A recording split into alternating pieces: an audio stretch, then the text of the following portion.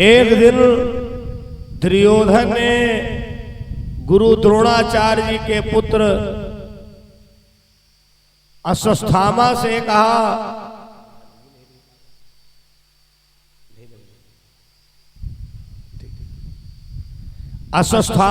कहा, अगर तुम पांचों पांडवों को मार करके आओ तो मैं तुम्हें आधा राज्य दे दूंगा। उधर से द्रोणी ने प्रतिज्ञा कर लिया,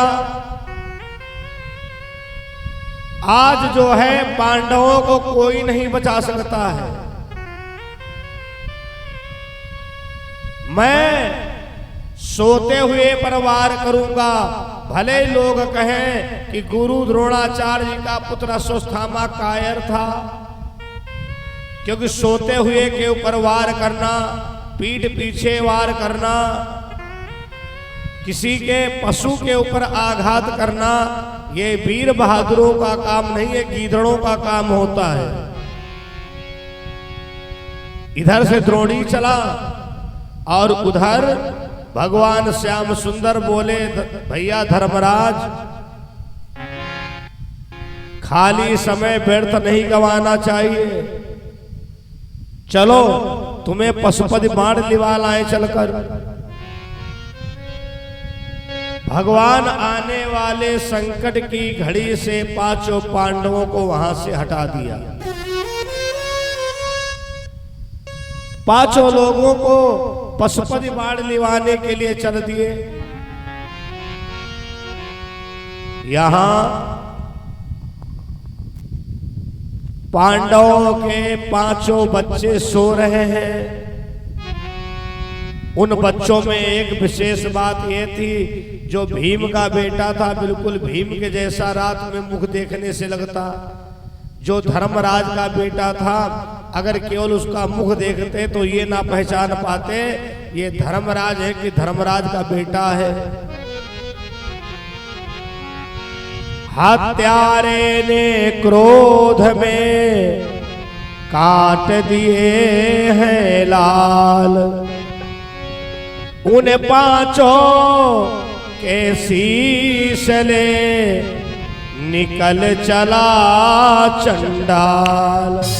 भैया पांचों बच्चों के सर काट लिया और दुर्योधन के पास में बड़ी खुशी में पहुंचा। भैया दुर्योधन, आप कितना परेशान थे, देखो क्षण भर में काम हो गया। दुर्योधन ने कहा, मानने योग्य नहीं है, हम नहीं मान सकते कि पांचों पांडवों को मार के तुम जिंदा आओ। एक को मारते, दो को मारते। द्रोणी ने कहा, अरे भैया देख लो। जैसे ही सर के ऊपर से कपड़ा हटाया, दुर्योधन सर दबा दबा करके देख रहा है। दुर्योधन ने कहा, धोखा हो गया तुमसे, ये पांडवा नहीं है, ये पांडवों के बच्चे हैं। द्रोणी, तुमने काम वीरों वाला नहीं किया है, तुमने काम कायरों वाला किया है।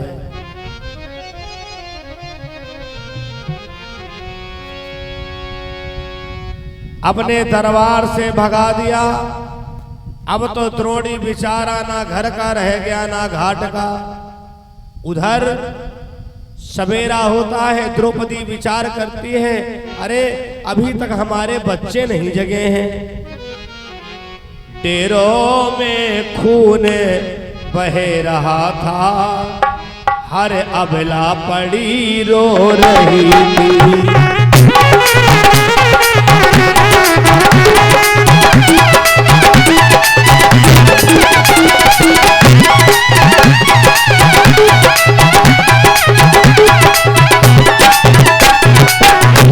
डेरों में खून बह रहा था, हरे अबला पड़ी रो रही थी।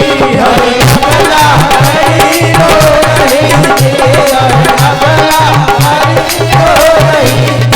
हरे अबला पड़ी रो रही थी। द्रौपदी पाल बिखराए हुए, द्रौपदी पाल बिखराए हुए बच्चों पर पड़ी रो रही थी।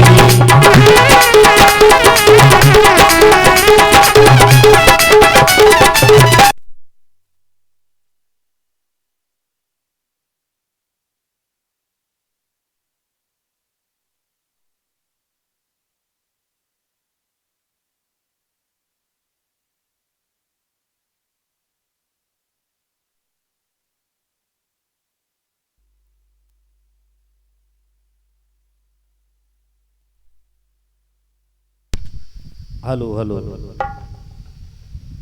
बोलो भागवत पुराण की। जिस समय कथा प्रेमियों द्रौपदी गई, क्या देखा? मेरे पांचों बच्चे जो हैं अभी तक जगे क्यों नहीं है? अभी तक हमारे पांचों बच्चे जगे क्यों नहीं है?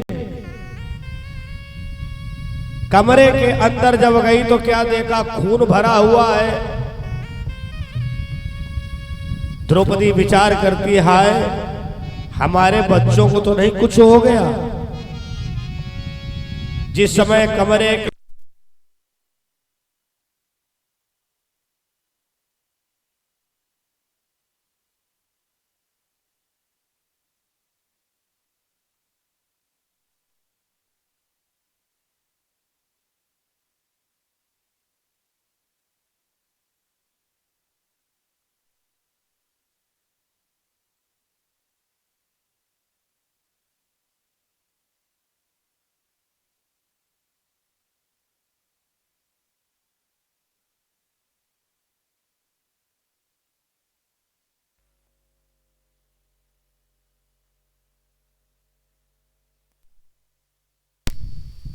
हेलो, धर्मप्रिय सज्जनों, आज इस समय द्रौपदी जो है कमरे के अंदर गई तो देखा पांचों बच्चे मरे पड़े हुए हैं। द्रौपदी बेहोश होकर के गिर गई। हाय भगवान, इन बच्चों ने किसका क्या बिगाड़ा है? आने वाली संकट की घड़ी कथा प्रेमियों जब निकल गई तो भगवान पांचों पांडवों को लेकर के आ गए। द्रौपदी रो रही थी, बिलख रही थी, भगवान मुस्कुरा रहे थे। द्रौपदी ने दांत पीस करके कहा, कन्हैया हमारे पांचों बच्चे मरे पड़े, तुम हंस रहे हो? भगवान बोले, बहना मैं इसलिए हंस रहा हूं कि ये सारी करामात पांडवों को समझ करके की गई है।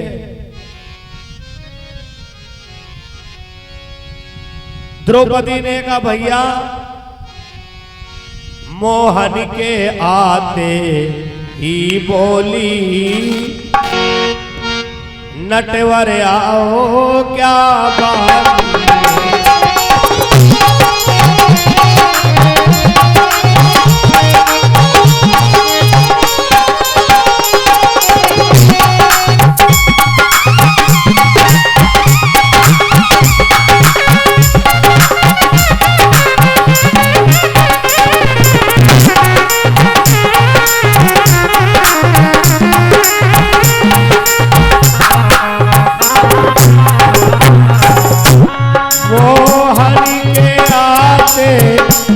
बोली नटेवर आओ क्या बाकी है, अथवा इस खेल तुम्हारे में क्या और कसर कुछ बाकी है।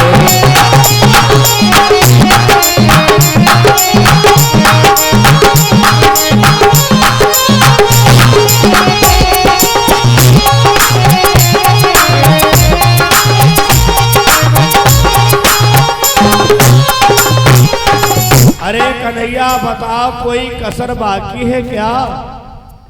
भगवान बोले, बहना तुम कहना क्या चाहती हो? द्रौपदी ने कहा, भैया तुमने वादा किया था हम बहन तुम्हारी रक्षा करेंगे। भगवान बोले बहन द्रौपदी जरा हमारा वादा याद कर लो। हमने 2 वादे किए थे बहना, हम तेरे सुहाग की रक्षा करेंगे और एक बार हस्तिनापुर की राजगद्दी पर धर्मराज को बिठा लेंगे। वीर अर्जुन तब तक बोल पड़े द्रौपदी रोना धोना बंद करो। नारियां कायरों के वहां रोती हैं, वीर बहादुरों के वहां नहीं रोती हैं।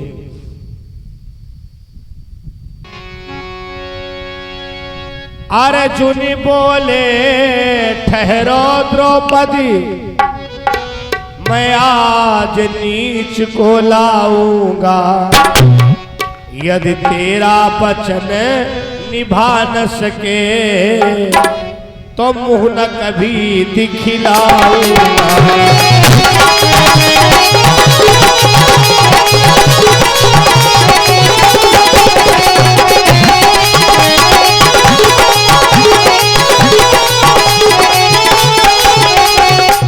अर्जुन ने कहा द्रौपदी रोना धोना बंद करो। आज ये अर्जुन प्रतिज्ञा करता है अगर मैं तुम्हारे बच्चे के बधि को लेकर के नहीं आया तो आज के बाद तुमको मुंह नहीं दिखाऊंगा। भगवान बोले अर्जुन प्रतिज्ञा तो तुमने किया है लेकिन पूरी हमको करना है। हमारे साथ में चलिए। अर्जुन को लेकर के भगवान चल दिए पता लगाने के लिए कि द्रौपदी के बच्चों का वध किसने किया है। धन्य है लीला पुरुषोत्तम, पता उनको सब है लेकिन उनको तो भाई लीला करना है। अर्जुन को लिए भगवान चले जा रहे हैं। आगे जंगल की झाड़ियों में पड़ा हुआ है गुरु द्रोणाचार्य जी का पुत्र अश्वत्थामा। जैसे अर्जुन को आते हुए देखा, अर्जुन को आते हुए देखा, उसके हृदय में घबराहट हो गई। हमें लगता है इनको हमारे बारे में पता लग गया है। उसी समय उसने महात्मा का भेष बना लिया। अर्जुन ने कहा कन्हैया अभी अभी मैंने अपनी आंखों से देखा कि गुरु द्रोणाचार्य जी का पुत्र अश्वत्थामा था, लेकिन अचानक इसने महात्मा का भेष क्यों बना लिया। भगवान मुस्कुराए, कहा अर्जुन इसके अंदर भय बना है कि हमको लगता अर्जुन को पता चल गया है, हमको लगता अर्जुन को पता चल गया है। अर्जुन ने कहा कन्हैया अब तो हमारे आगे एक मजबूरी है। मैंने जब गुरु द्रोणाचार्य जी से धनुर्विद्या सीखा था, मैंने अपने गुरु को वचन दिया था गुरुदेव कभी भी निहत्थे के ऊपर वार नहीं करूंगा, कभी भी किसी संत के ऊपर वार नहीं करूंगा, सोते हुए के ऊपर वार नहीं करूंगा। भगवान बोले अर्जुन ये महात्मा है कहां। हरिते करते प्रीति नहीं और झूठे बनते संत, पाठ करे माला जपत मन घूमती है अंत। भगवान बोले अर्जुन इसका जो भी मायावी भेष है अभी मैं दूर कर रहा हूं। भगवान ने जो द्रोणी का मायावी भेष था उसे दूर कर दिया। अब तो भैया द्रोणी कांप रहा है जैसे कोई फांसी के लिए व्यक्ति जा रहा हो। भगवान ने अर्जुन ने द्रोणी को बंदी बना करके अपने रथ में डाल लिया। द्रौपदी के पास पहुंचे। द्रौपदी जैसा मैंने वादा किया था आज सूर्यास्त तक तुम्हारे बच्चे के बधि को लेकर के आऊंगा।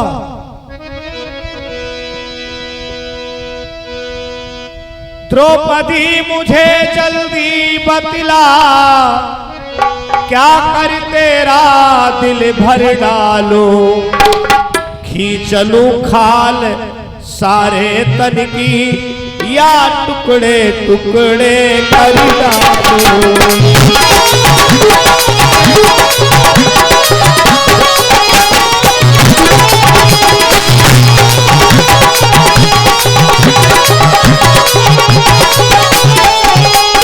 चलो खान सारे तन की या टुकड़े टुकड़े कर डालो।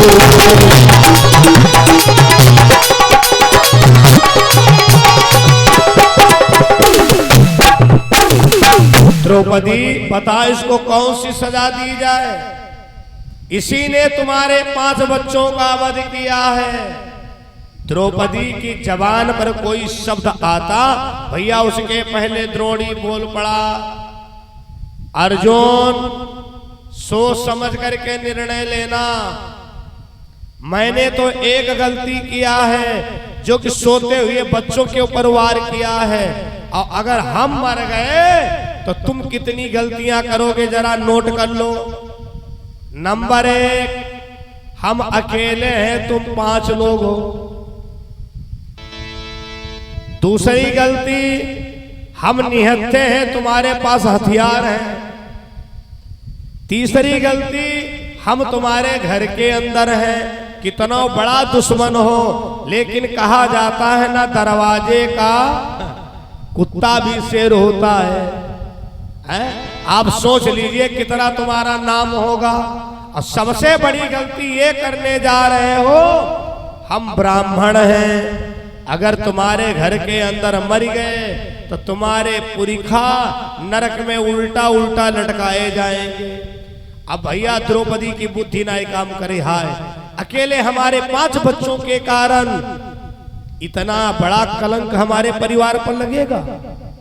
भगवान के सामने झोली फैला करके खड़ी हो गई। भगवान ने कहा द्रौपदी अचानक में ये तुम झोली क्यों फैलाए हो?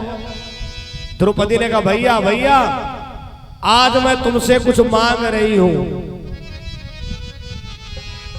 मोहन माधव लो इसी समय मैं अपना मोह त्यागी हूं।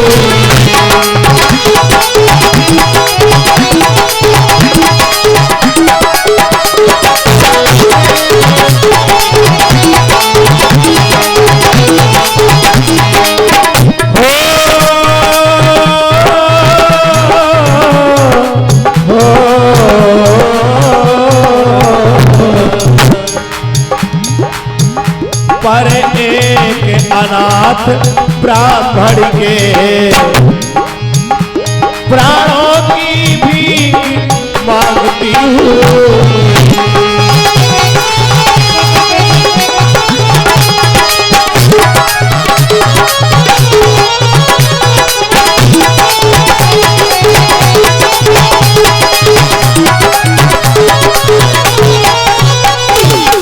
भैया मैं एक अनाथ ब्राह्मण के प्राणदान भीख मांगती हूं।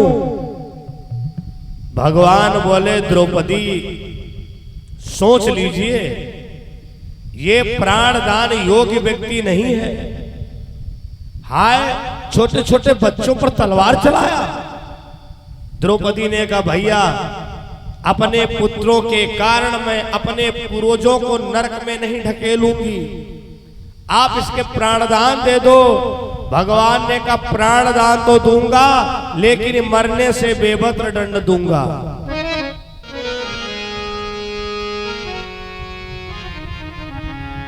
जते पितु खेदा रुने जगिनाना, जते पितु खेदा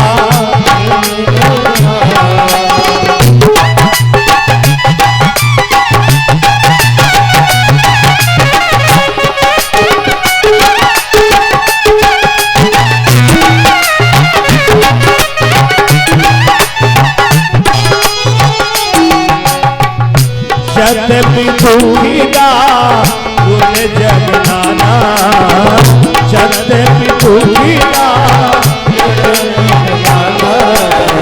सबसे जाति कठिन सबसे जाति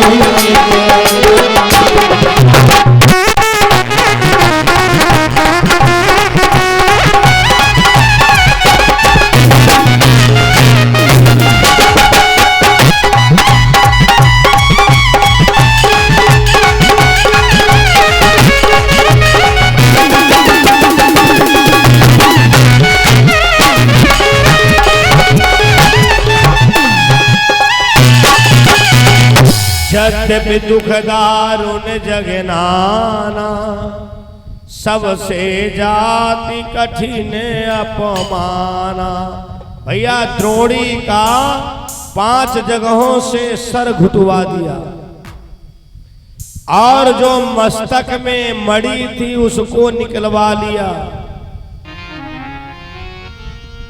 द्रोणी को छोड़ दिया गया। धर्मप्रिय सज्जनों, अब द्रोणी के हृदय में आग जल रही है। अगर आज के दिन पर ये पांडव वंश ना होता तो एक ब्राह्मण का अपमान नहीं होता। द्रोणी आज के बाद अगर धरती पर पांडव वंश जन्म गया तो फिर किसी ब्राह्मण का अपमान होगा। इसने क्या किया, अपनी मंत्र शक्ति का प्रयोग कर दिया। किसके ऊपर? देवी उत्तरा के ऊपर। आपको पता होगा ये उत्तरा कौन है? अभिमन्यु की पत्नी, मतलब अर्जुन के पुत्र। अभिमन्यु मर चुका है महाभारत में। अगर देवी उत्तरा का गर्भ नष्ट हो जाए तो भैया पांडव वंश का नाम किसी जगह से समाप्त हो जाएगा। इसने मंत्र शक्ति का प्रयोग कर दिया और देवी उत्तरा का गर्भ भैया अंदर ही अंदर जलना शुरू हो गया।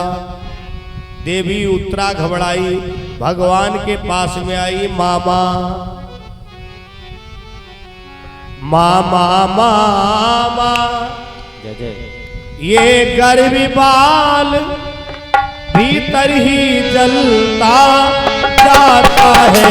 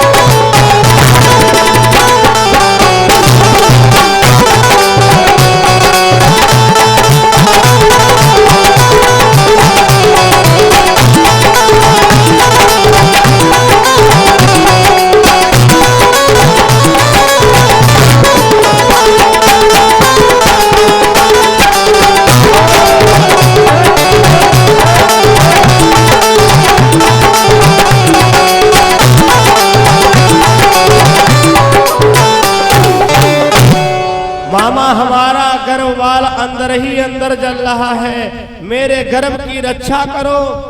भगवान मुस्कुराए, बेटी तेरे गर्भ की तो रक्षा करने, लेकिन हमारी बहन द्रौपदी जो इतनी दयावान है उसी का परिणाम आज भोगने को मिल रहा है। अगर उसी दिन अर्जुन ने उसका काम तमाम कर दिया होता तो आज तेरे गर्भ के ऊपर वो आघात नहीं करता। भगवान बोले, देवी भगवान देवी उत्तरा के गर्भ में प्रवेश किए, जले हुए गर्भ को पुनः शुद्ध किया और समय आने पर बच्चे का जन्म होता है। कथा प्रेमियों, उसी बच्चे का नाम पड़ा है परीक्षित। उसी बच्चे का नाम पड़ा है परीक्षित। धीरे धीरे परीक्षित महाराज बड़े हुए। पहले का नियम था, पर बसेरा जसुत ही ने पूदीना,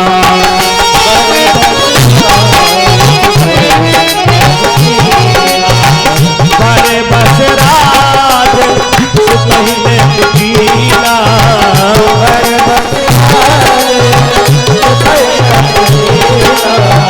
नारी समेत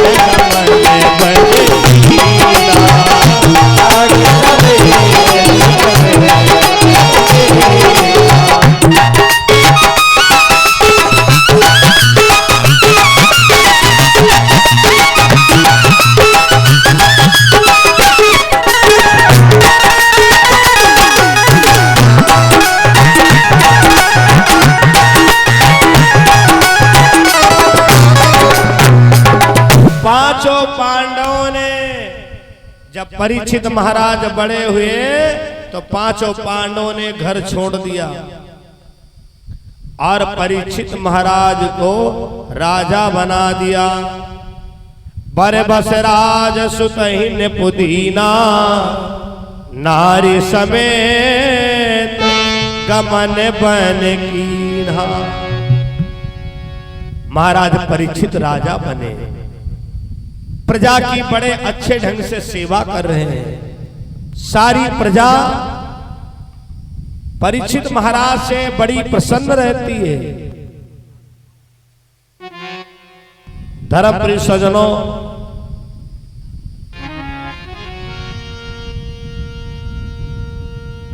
परीक्षित महाराज राजा बन गए और इनके जीवन में एक व्यसन आ गया। व्यसन वो क्या?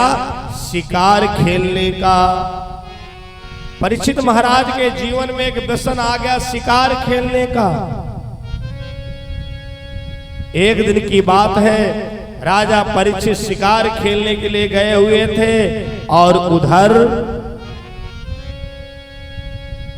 गाय और बैल दोनों चिल्ला रहे थे, कोई मेरी रक्षा करो, अरे भैया कोई हो तो मेरी रक्षा करो। राजा परीक्षित ने अपने घोड़े को रोक दिया।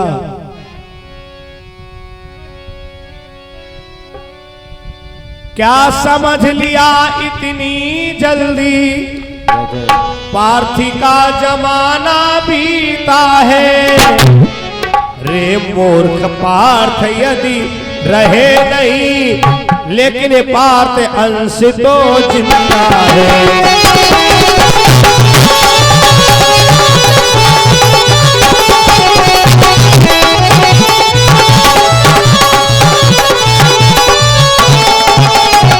अरे कौन है, किसकी इतनी हिम्मत हो गई जो गाय को सता रहा है, बैल को सता रहा है? मेरे सामने आ जाओ वरना मैं तुमको जिंदा नहीं छोड़ूंगा। भैया काला करूट कलयुग राजा परीक्षित के सामने आया। महाराज हमारा नाम कलयुग है। अरे कलयुग है तो इनको पीट क्यों रहते तुम? उसने कहा महाराज इन्हीं से पूछ लो। भाई मैं युग का राजा हूं और युग का राजा आदेश करे ये काम ना कर वो काम तुम जरूर करो, कैसे बर्दाश्त होगा? दरअसल में जो गाय रूप में है वो है पृथ्वी और जो बैल रूप में है वो है धर्म। सतयुग त्रेता द्वापर जब 3 युग बीत गए, हमने आखिरी में अपना नाम लिखवाया था, इसीलिए कि हमारा युग बिल्कुल अलग तरीके का होगा। हमारे युग में पूजा पाठ धर्म कर्म कुछ ना हो। राजा परीक्षित ने कहा तो फिर तुम अपना भोग नहीं भोग पाओगे। हे कलयुग महाराज, अगर धरती पर धर्म नहीं होगा तो धरती पाताल चली जाएगी। इसलिए कलयुग महाराज हम बंटवारा कर रहे हैं, वहां पर तुम्हारा विशेष अधिकार होगा। कलयुग ने कहा महाराज तो फिर बंटवारे कर दो। पहला स्थान राजा परीक्षित ने दिया, जिस जगह पे मदिरा चलती हो वो जगह तुम्हारी कलयुग है।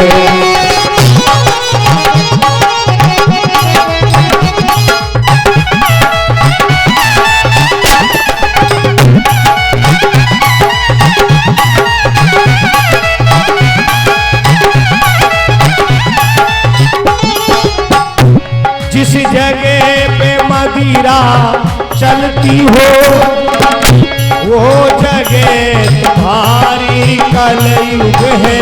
वो जगह तुम्हारी कलयुग है। वो जगह तुम्हारी कलयुग है। जिस जगह पे मदिरा चलती हो वो जगह तुम्हारी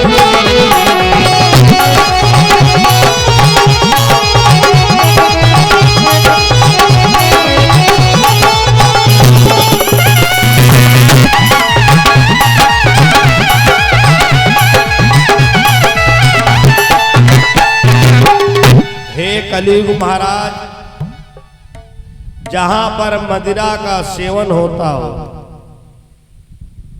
वो जगह तुम्हारी कलयुग महाराज है। कलयुग ने कहा राजन, मदिरा पीने वालों का नशा उतर जाएगा तब हम कहां जाएंगे। राजा परीक्षित ने कहा कलयुग जहां पर जुआ होता हो। कलयुग सोचता रहा, कहा ठीक है, खैर जगह तो बढ़िया है, लेकिन जुआरी लोग जब जुआ हार के चले जाएंगे तब हम कहां जाएंगे। तीसरा स्थान राजा परीक्षित ने दिया जहां पर सोना रहता हो। मदिरा, जुआ और बंधुओं सोना निवास करता हो। राजा परीक्षित ने कहा कलयुग महाराज,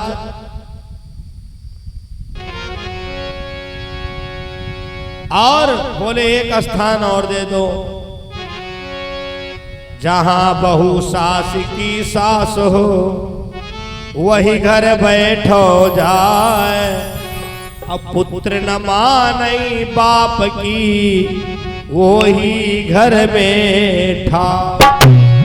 एक कलयुग महाराज, जिस घर में बहू सास की सास बन के रह रही हो, जिस घर में लड़का अपने बाप का कहना ना मानता हो, हे कलयुग महाराज उस घर में तुम्हारा निवास है। कलयुग ने कहा ठीक। सबसे पहले कलयुग राजा परीक्षित के ऊपर भैया अटैक कर दिया, क्योंकि सर के ऊपर सोने का मुकुट लगाए थे। अब भैया इनकी बुद्धि खराब हो गई, जिसके खोपड़ी पर कलयुग सवार होगा उसे मंदिर, कथा, भागवत, बड़े बूढ़ों की बात कड़वी लगेगी, बड़े बूढ़ों के पास वो नहीं बैठेगा। राजा परीक्षित की भैया बुद्धि उल्टा हो गई। क्या विचार करते हैं, अरे पूजा पाठ करना बिल्कुल बेकार है, आज तक हम बिला वजह अपना समय नष्ट करते रहे। सामने देखा कि बाबा जी हैं, यद्यपि बाबा जी माला का जाप कर रहे थे, लेकिन इनकी बुद्धि में क्या पड़ा, बाबा ने हमें देख के आंखें बंद कर ली। बाबा ने हमको देख करके आंखें बंद कर लिया।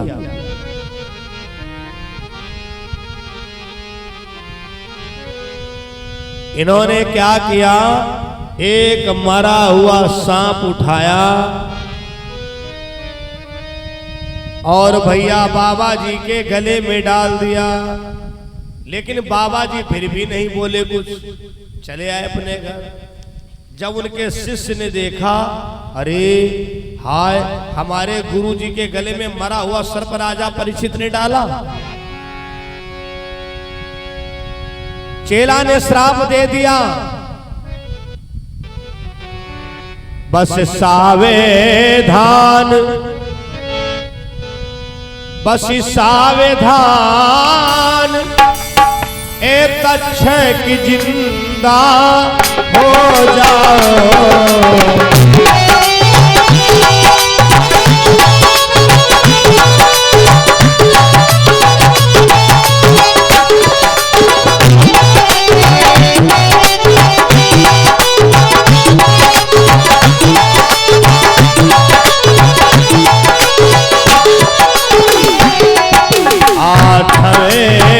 रोज इसी पापी को, आठवें रोज इस पापी को दुनिया से यमपुर पहुंचा दो।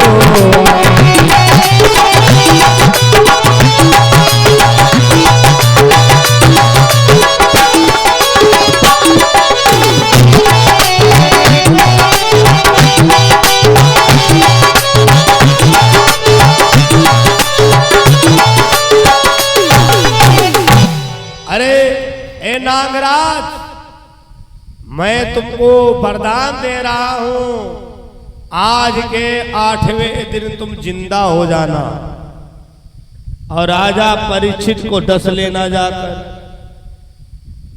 दे दिया श्राप। अपने गुरुजी के पास गए। गुरुजी, आप तो राजा परीक्षित की बड़ी बड़ाई किया करते थे कि राजा परीक्षित बड़े धर्मात्मा है। देखो गुरुजी, उसने तुम्हारे गले में मरा हुआ सर्प डाला, बोला कुछ देह संभालो तो, अरे कुछ खबर कीजिए इस गति की। देखिए देखने लायक है काली करतूत परीक्षित की।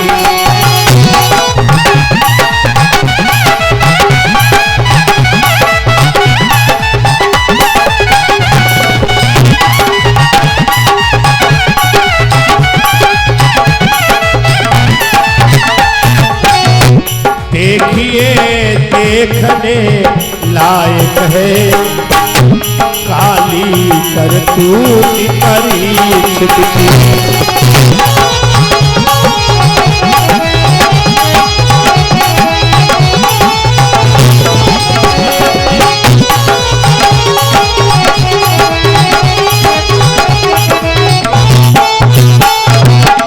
अरे गुरुदेव, आंख खोलो, देखे काली करतूत राजा परीक्षित की।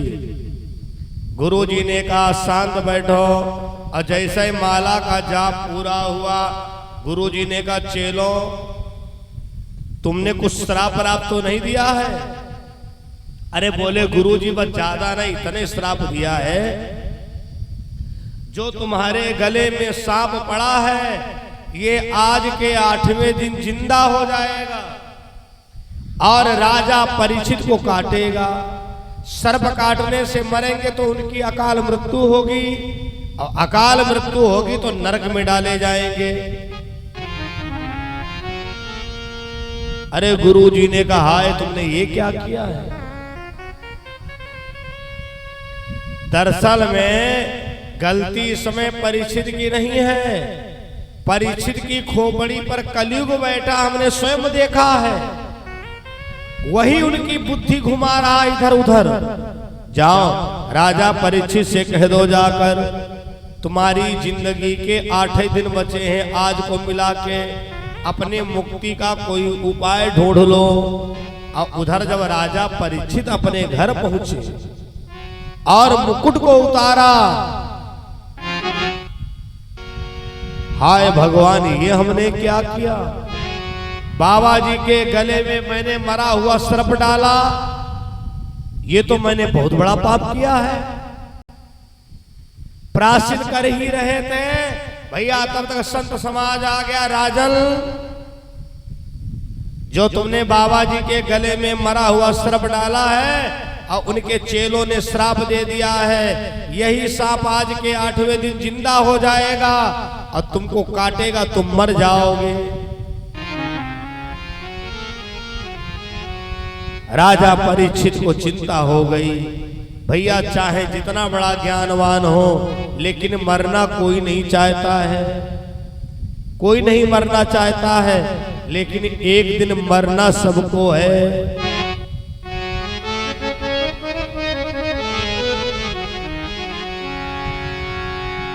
आज इस समय राजा परीक्षित को यह पता चला, आंखों से आंसू बहने लगे। संतों ने कहा राजन, रोने धोने से कोई फायदा नहीं, अब घर से निकलो, कोई ना कोई रास्ता मिल ही जाएगी। गंगा नदी के किनारे बैठे सोच रहे हैं,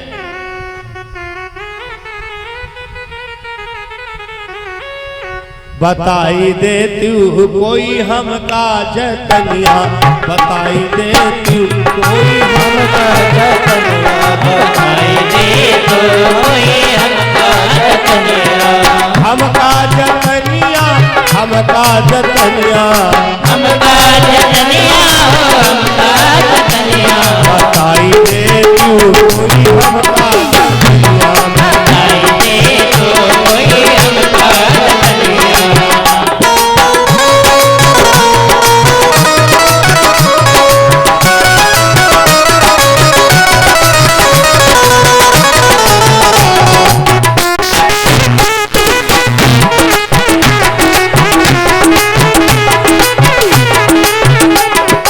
हमका जतनिया कोई हमका जतनिया, हमका जतनिया कोई हमका जतनिया, हमका जतनिया कोई हमका जतनिया, हमका जतनिया कोई हमका जतनिया। बताई दे तू कोई हमका जतनिया, बताई दे तू कोई हमका जतनिया, बताई दे तू कोई हमका जतनिया।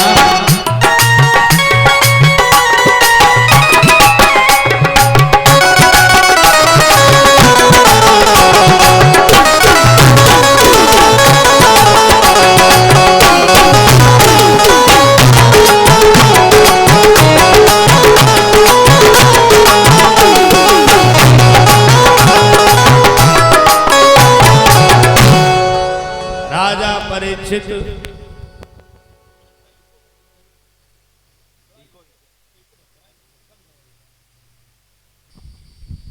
महाराज राजा परीक्षित गंगा नदी के किनारे बैठे हुए हैं और उसी समय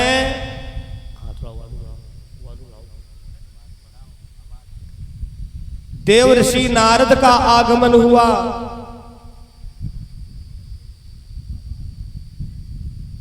देवर्षि जब नारद का आगमन हुआ, देवर्षि नारद ने कहा राजा परीक्षित आज का दिन चला गया है, तुम्हारी जिंदगी के केवल 7 दिन बचे हैं।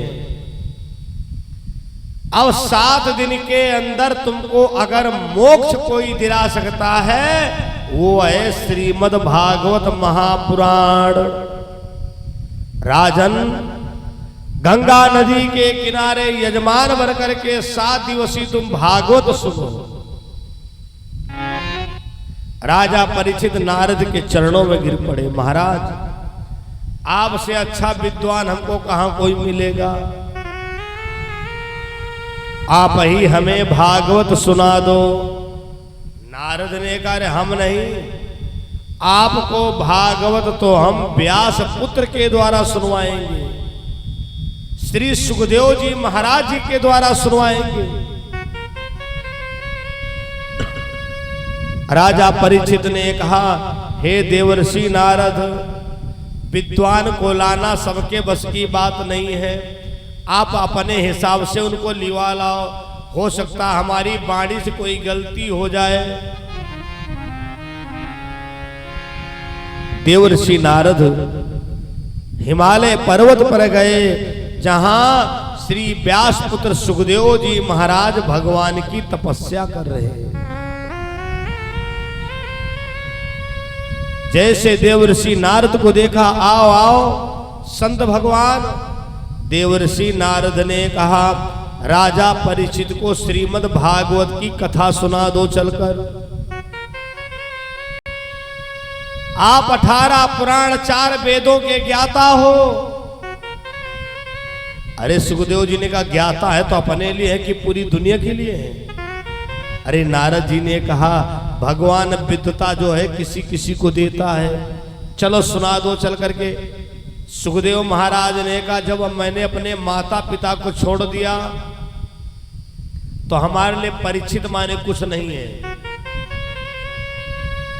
देवर्षि नारद ने बड़ा उत्तम सवाल रखा,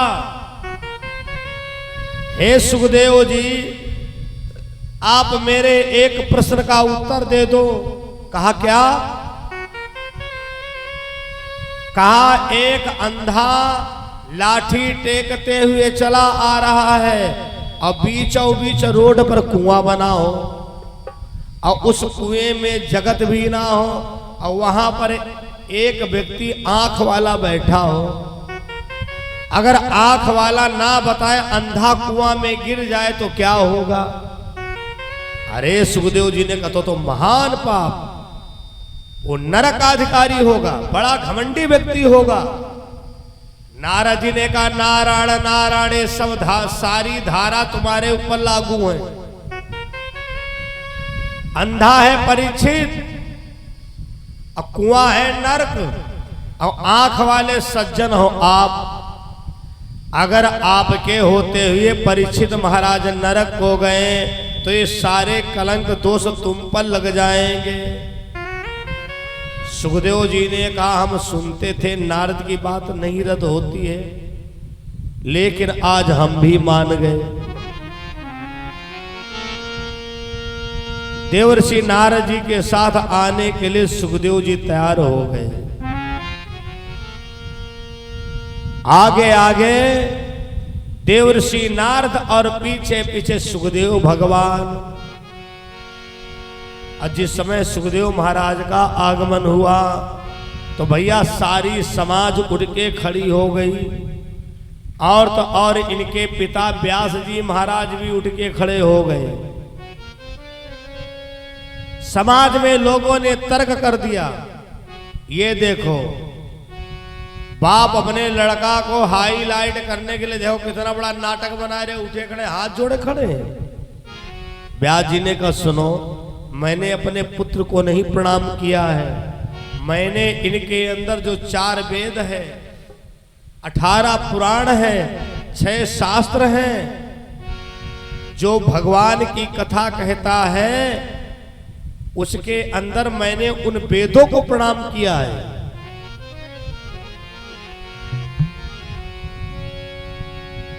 श्री सुखदेव जी महाराज व्यास गद्दी पर विराजमान हुए और प्रथम उपदेश यही दिया, राम कथा ना सही सबीरोगा।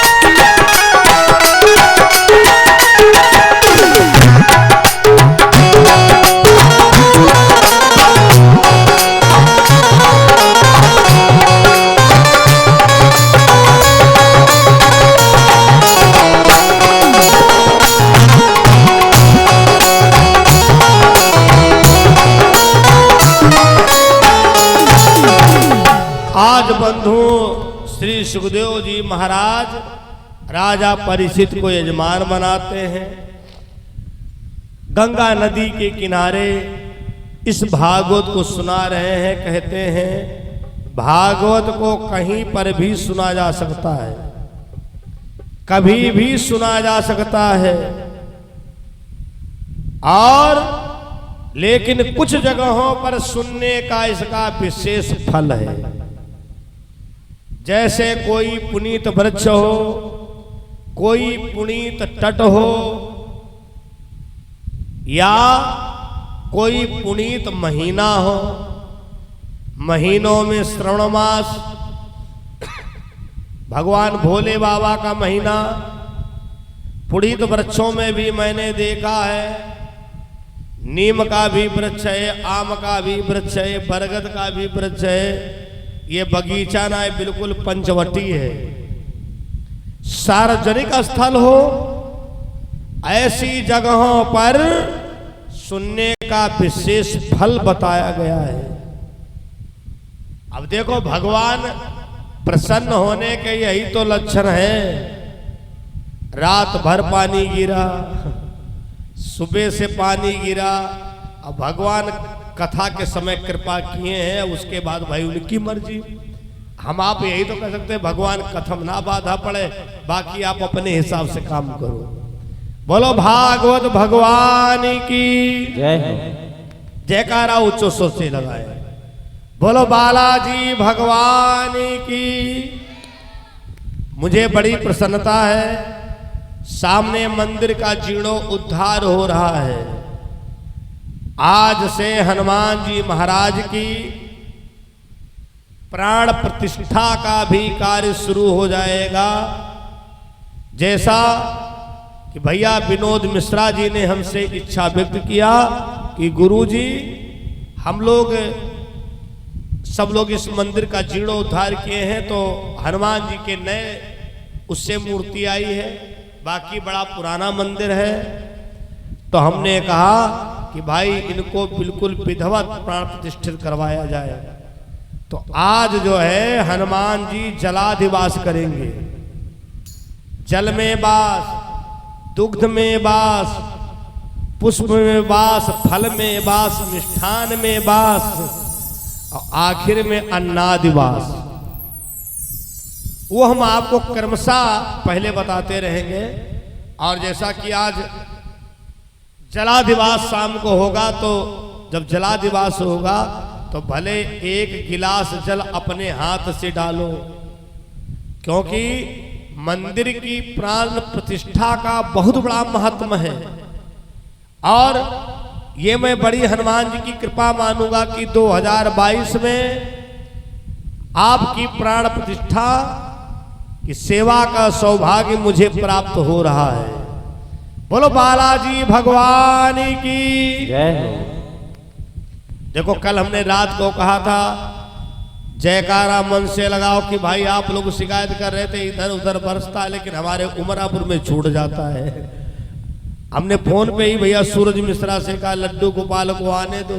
अरे तो इस समय बरसात का मौसम है, हमने इतने दिन में अनुभव किया है कि हमारा कुछ नहीं है, चाहे जिस महीनम भागवत हो, और एक दिन इतना बरसते हैं कि खेत जरूर भरते हैं।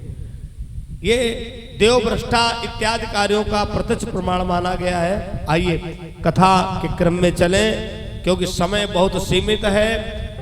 निर्धारित समय के बाहर बढ़ने का मतलब देवी देवतन की गारंटी खत्म हो जाती है। ऐसा नहीं कि 4 बजे तक का अलाउंस हो तुम 5 बजे तक कथा करो। भगवान कहते हैं अरे जब एक कथा व्यास स्वयं टाइम का पक्का नहीं है तो श्रोता कैसे टाइम के पक्के हो। तो कार्यक्रम समय से शुरू हो, समय से पूर्ण हो। ठीक 4 बजे भगवान की आरती संपन्न होगी। बोलो भागवत महापुराण की जय। आओ एक बार संकीर्तन कर लें, इसके अगले अध्याय की कथा सुने। श्री कृष्ण गोविंद हरे मुरारे, हे नाथ नारायण देवा हे कृष्ण गोविंद हरे मुरारे, वासुदेवा। श्री कृष्ण गोविंद हरे मुरारे, श्री कृष्ण गोविंद हरे मुरारे, हे नाथ नारायण वासुदेवा। कृष्ण गोविंद हरे मुरारे, हे नाथ नारायण वासुदेवा। हे नाथ नारायण वासुदेवा। हे नाथ नारायण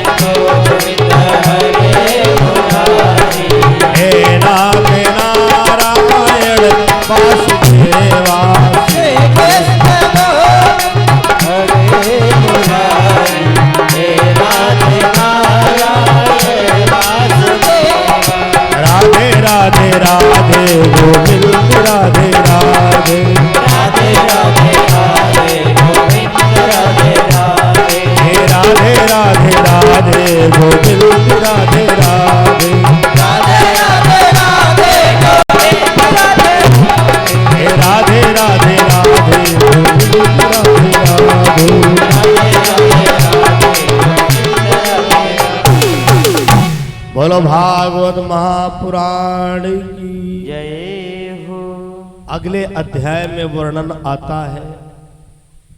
कथा प्रेमियों, सुखदेव जी महाराज व्यास गद्दी पर विराजमान हुए और इधर राजा परीक्षित को यजमान बनाया। सुखदेव जी कहते राजा परीक्षित जी से, हे राजन, श्रीमद् भागवत, भा माने भव सागर, गा माने गया सो आया, वा माने बंसी बटनागर की, और ता माने जो सुनता है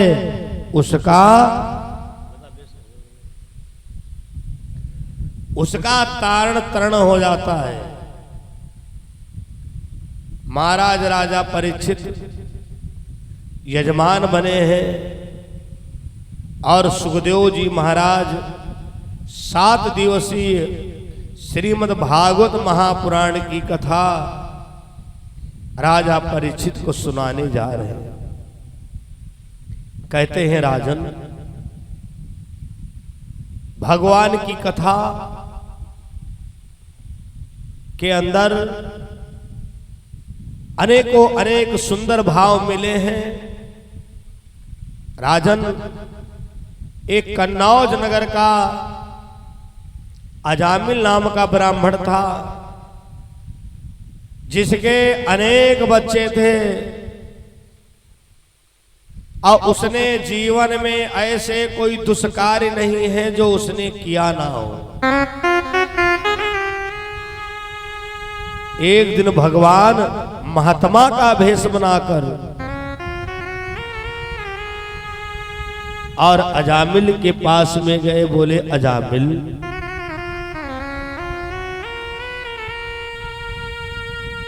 ये सब क्यों कर रहे हो?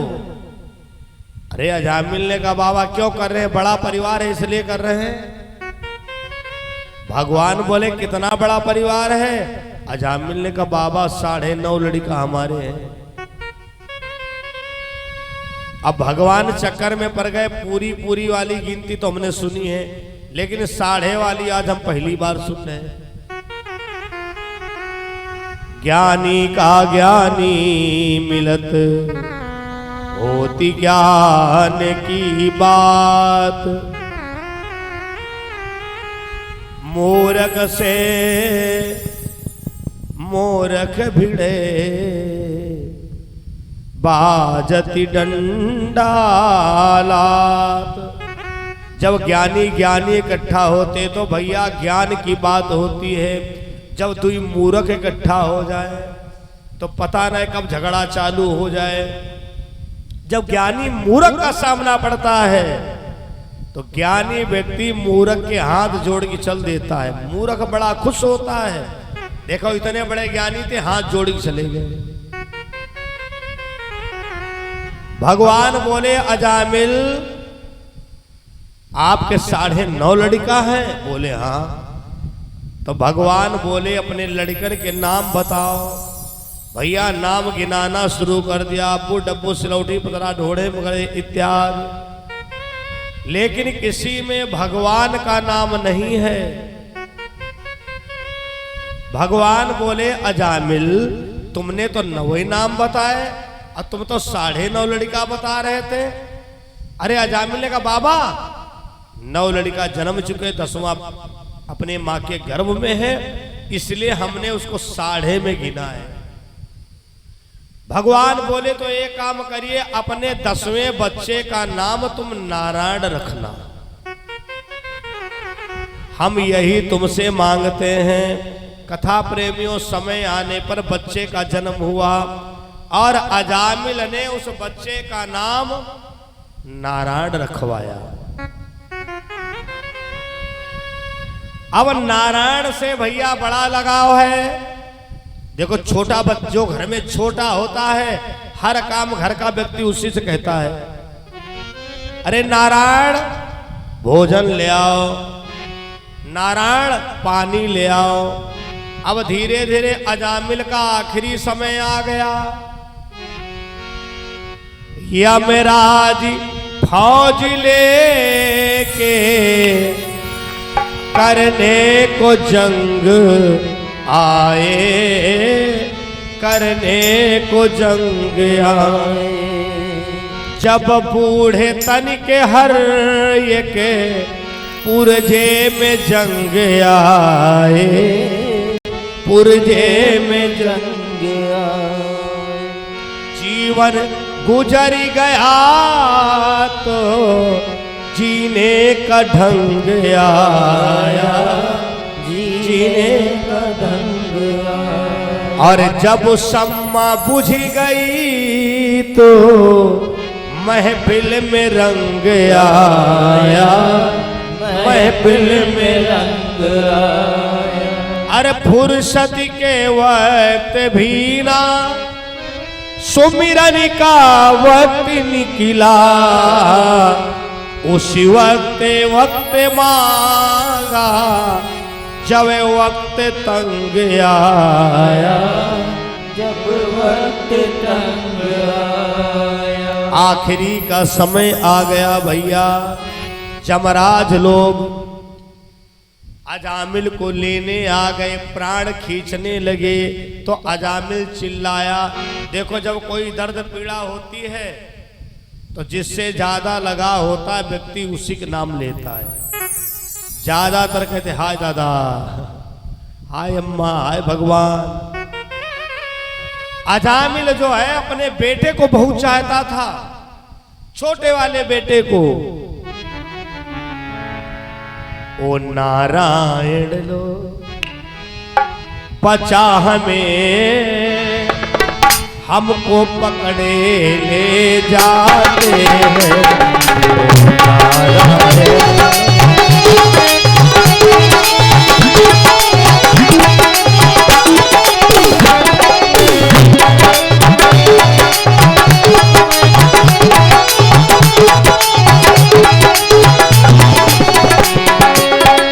ये काले काले काल दूत हाँ हमको डर पाते हैं।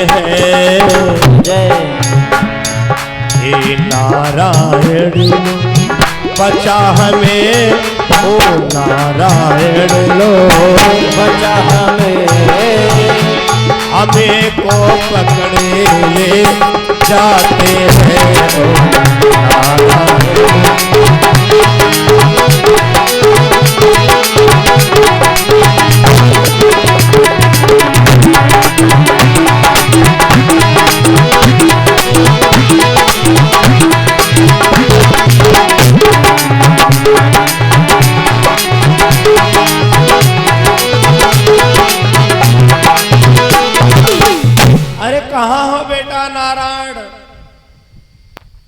देखो देखो ये यमदूत लोग हमारे प्राण खींच रहे हैं।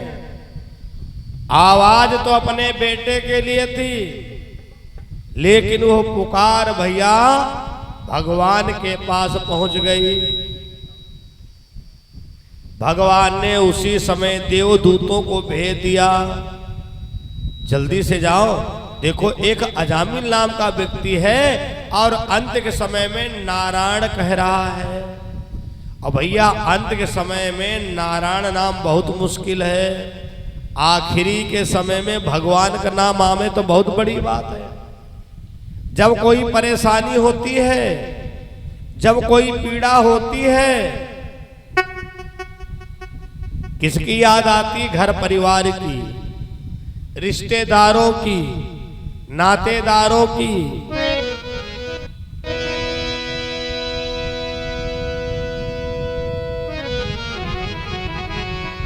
जन्म जन्म मुनि जतन कराई, जन्म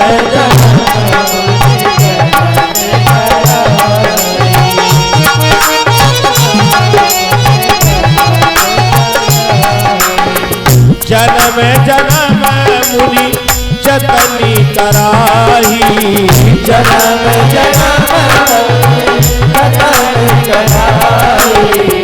अंतरा में मुख आवती नाही,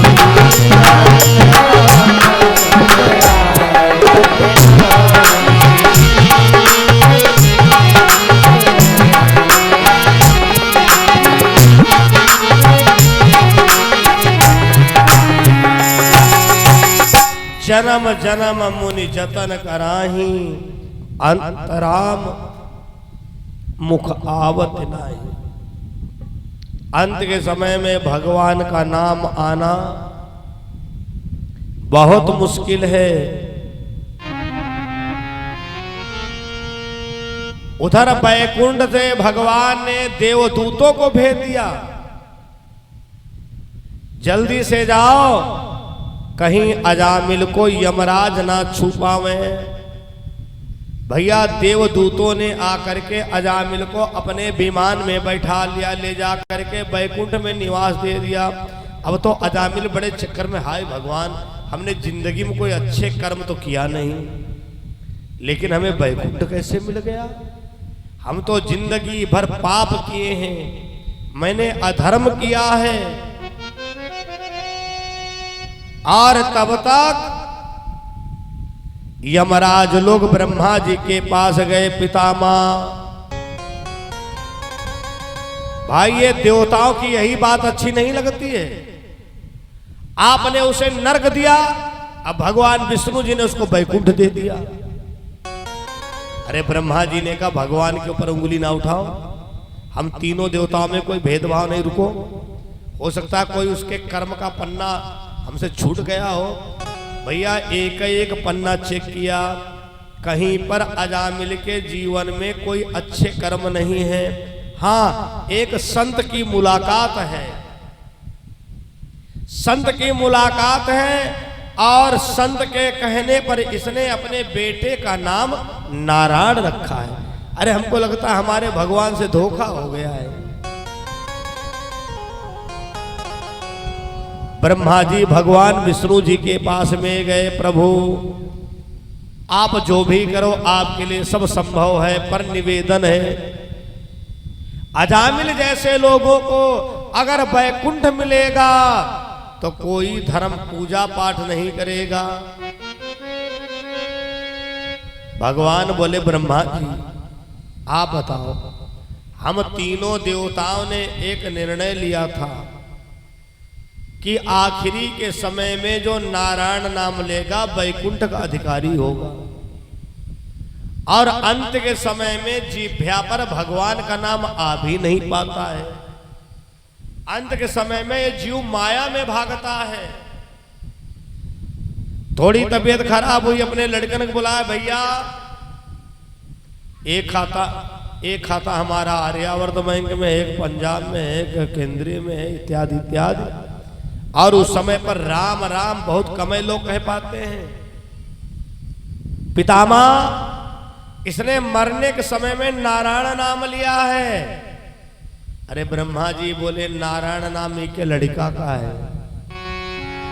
भगवान बोले ब्रह्मा जी भूल रहे हो, ना जाने कितने लोग हमको अपना लड़का मानते हैं, ना जाने कितने लोग हमको अपना भाई मानते हैं।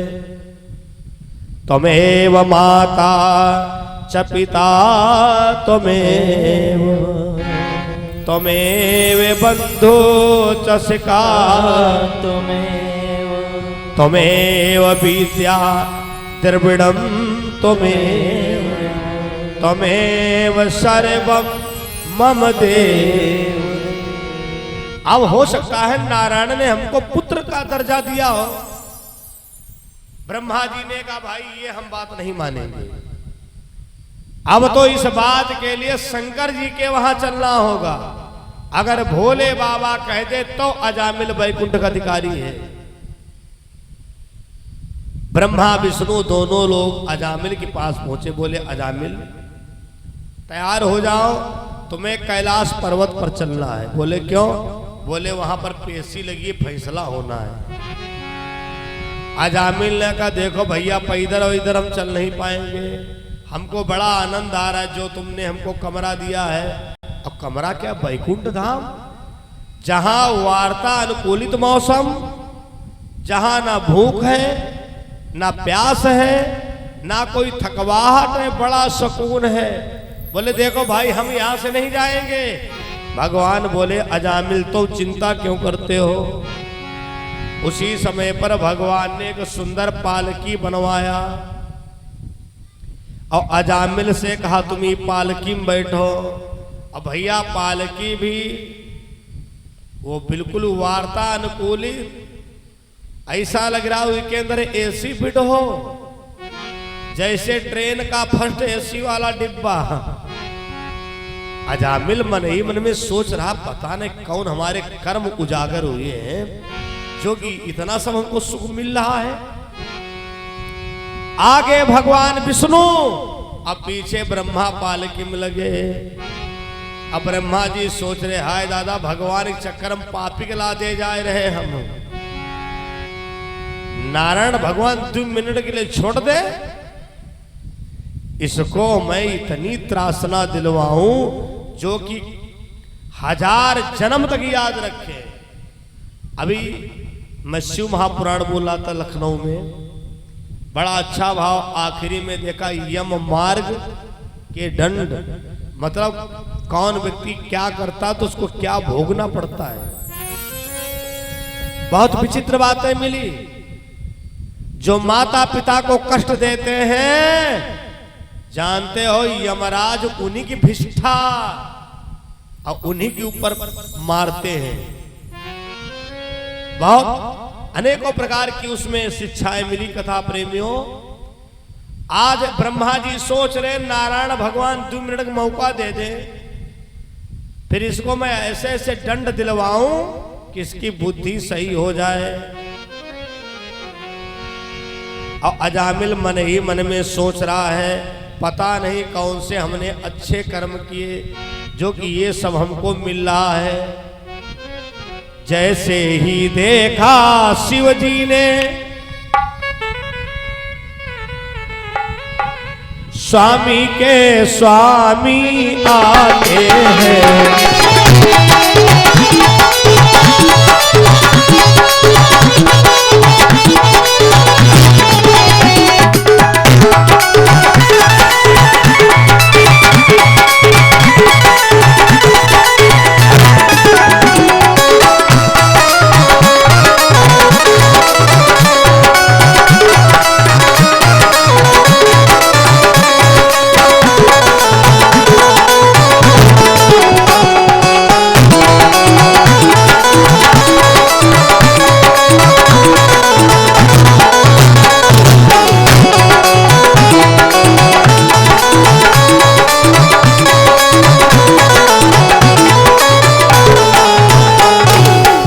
भगवान भोले बाबा ने दूर से देखा रे ये तो कोई बहुत बड़ा भगत आ रहा है जिसकी डोली में भगवान विष्णु स्वयं लगे हैं, अब पीछे ब्रह्मा भी लगे हैं।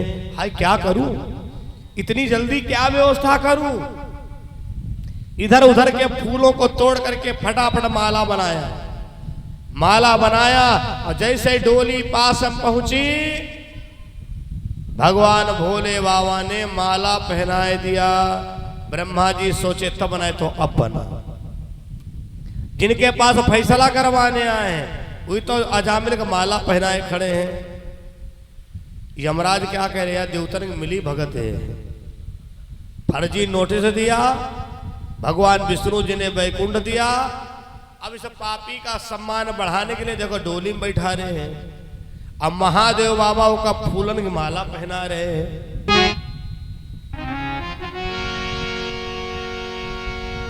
यमराजों से नहीं रहा गया तो यमराजों ने कह ही दिया बाबा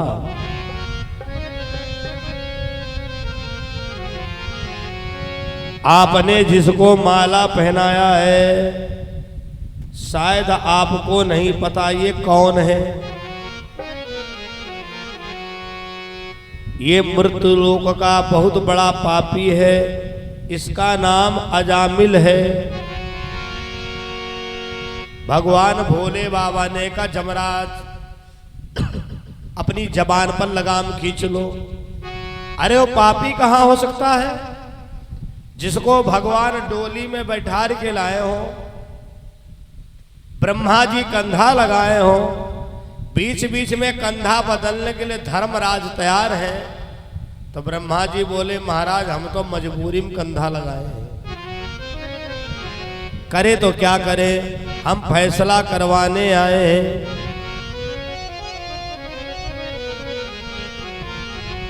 भगवान भोले बाबा ने कहा क्या फैसले में चाहते हो?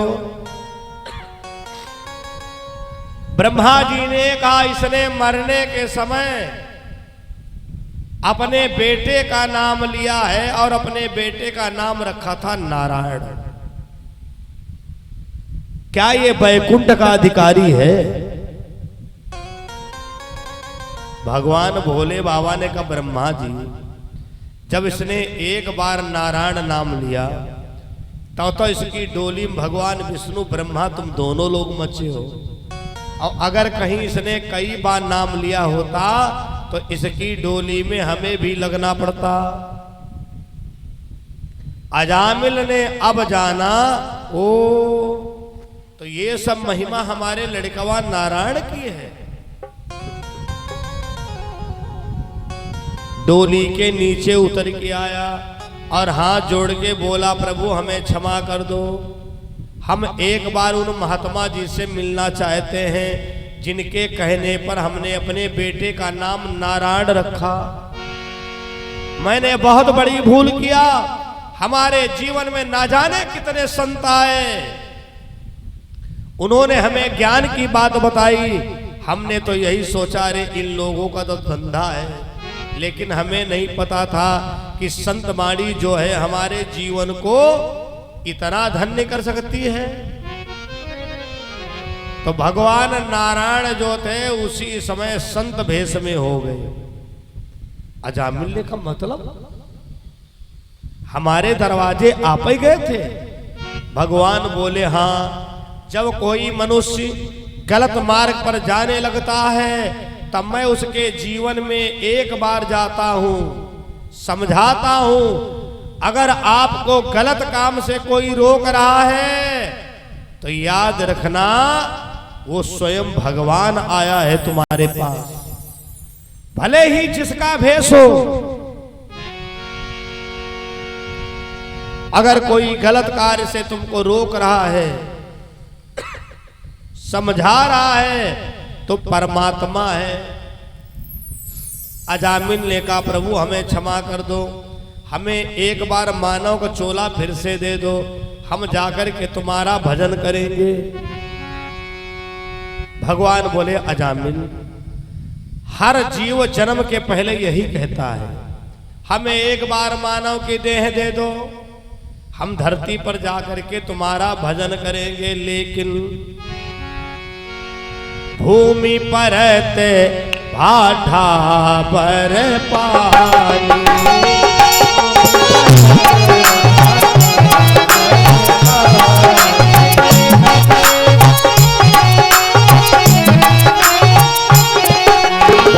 भूमि परत भाठा पर पानी,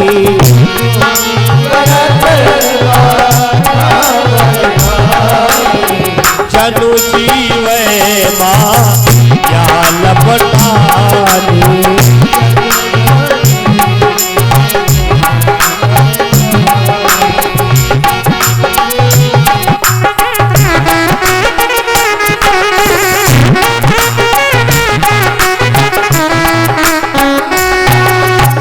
भूमि परत भाठा पर पानी, जनु जीवे माया लपटानी। भगवान कहते हैं अजामिल आकाश मंडल से पानी बड़ा निर्मल गिरता है, लेकिन पृथ्वी पर गिरते गिरते मटमैला हो जाता है। यही दशा जीव की है। जब माँ के उदर में होता है उल्टा उल्टा टंगा होता है और मल उसके अंदर जाता तो कहता भगवान हमको नरक के बाहर करो, हमें इस नरक से बाहर करो, हम तुम्हारा भजन करेंगे। लेकिन जनु जीवे माया लपटानी, भूमि परत भाबर पा। अजामिल कहता है प्रभु हमें एक मौका दे दो, हम तुम्हारा जाकर के भजन करेंगे। भगवान बोले अजामिल पुनरपि मरणम पुनरपि जन्मम, ये जो तुमने नारायण नाम लिया, अब तुम्हें जन्म लेना नहीं पड़ेगा, बार बार मरना नहीं पड़ेगा। अब वैकुंठ धाम में सुख भोगो। कथा प्रेमियों, अजामिल का इस प्रकार से उद्धार हुआ। सुखदेव जी कहते हैं राजा परीक्षित जी से, राजन अपने बच्चों के नाम में कोई ऐसा नाम रखना चाहिए जिसके सहारे से 2-4 बार दिन में भगवान का नाम निकले। जब कोई महापुरुष, कोई संत, कोई विद्वान नाम रखता है तो किसी देवता से जोड़ करके नाम रखता है। और जब टेलीविजन पर नाम रखा जाता है तो इसी प्रकार के नाम होते कि बिक्की, मोटरसाइकिल, बुलेट, हांडा इत्यादि इत्यादि। तो देखो, अपने बच्चों के नाम में कोई प्रभु का नाम जोड़े, बच्चियों के नाम में किसी देवी का नाम जोड़े। इसी बहाने से अंत में हो सकता है भगवान का नाम निकल सके। हरे राम राम राम राजा राम, हरे राम राम